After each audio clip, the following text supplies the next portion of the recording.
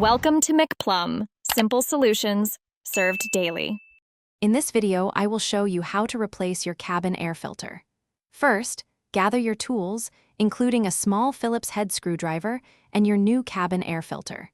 Make sure the new filter is the correct size and type for your vehicle. Always work on a level surface with the engine off for safety. This simple maintenance task improves air quality inside your car significantly. Next, open your glove compartment all the way. You'll want to remove any contents to give yourself plenty of room to work. Look for small tabs on the sides of the glove box. Gently press these inward to release the glove box, allowing it to swing down further. This reveals the housing that contains your cabin air filter. Hey everyone, if you're finding this guide useful, please hit that like button and subscribe for more helpful videos.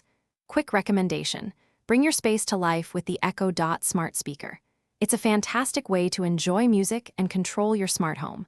You can find a link to the Echo Dot and other great deals in the description below. Now let's get back to the video.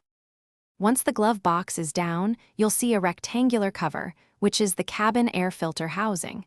There are usually clips or latches holding it in place. Release these clips and carefully remove the cover.